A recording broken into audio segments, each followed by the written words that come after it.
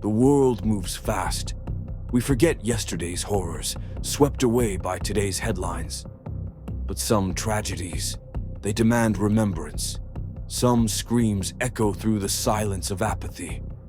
This is the story of Grenfell Tower, a tragedy built not just from fire, but from negligence, silence, and systemic failure. Built in 1974, Grenfell Tower rose above North Kensington like a monument of progress. It promised affordable housing to working-class families, a roof over their heads, a community in the clouds.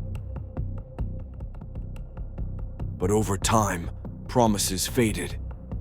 Maintenance slowed. Repairs were cheap. Corners cut. Still, the tower stood, home to over 120 families, each with a story, each with a dream.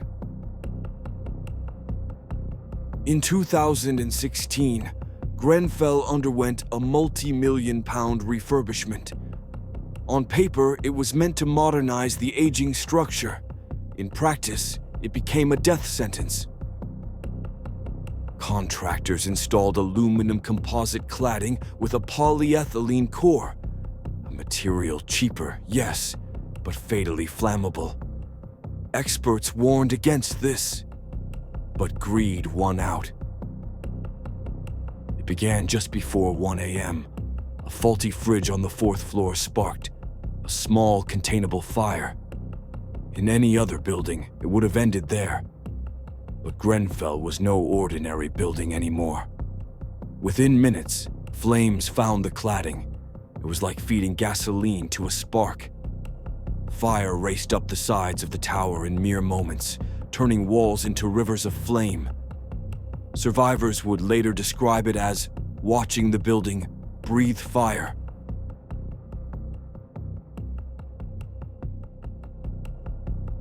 Inside, there was chaos. Residents were told to stay put, standard fire advice for tower blocks. But this wasn't a standard fire, and it consumed entire floors in minutes. People began to make impossible decisions. Stay and hope the fire passes, or run through the smoke-filled hallways. Parents tied bed sheets together. Children cried into pillows to block the smoke. Some leapt from windows. Others prayed as the heat grew unbearable. Over 250 firefighters rushed to the scene. They went up as others came down, through smoke, through screams, through fire. Some climbed to the 20th floor without knowing if they'd ever come back down. They pulled people from collapsed hallways, carried the unconscious, fought against choking smoke and their own exhaustion. They did everything humanly possible, but it wasn't enough. By sunrise, Grenfell Tower was a blackened tomb, the air thick with ash, the silence broken only by sirens and sobs.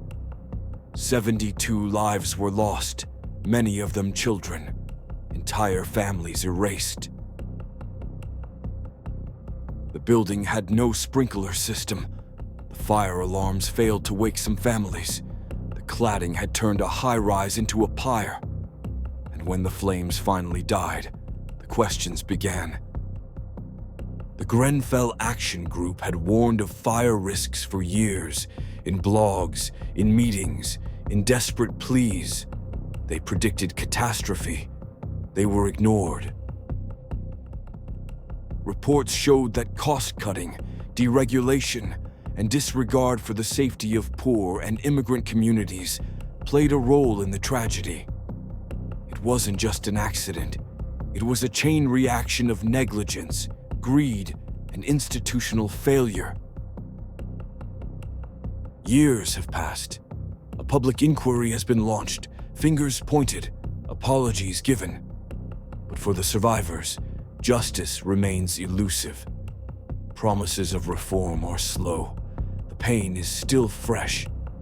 Some who escaped Grenfell still live in temporary housing. Some who lost loved ones have never received a clear answer. But out of the ashes rose unity. The survivors became advocates. The community, warriors. They fight for the memory of the 72 who were lost that day, for safe homes, for the truth. Grenfell Tower may be gone, but its shadow still falls on London. If you found this story interesting, then please like and subscribe. Also, we have recently launched a Patreon for the clips and videos that YouTube won't let us show. If you're interested, then a link can be found in the description of our channel.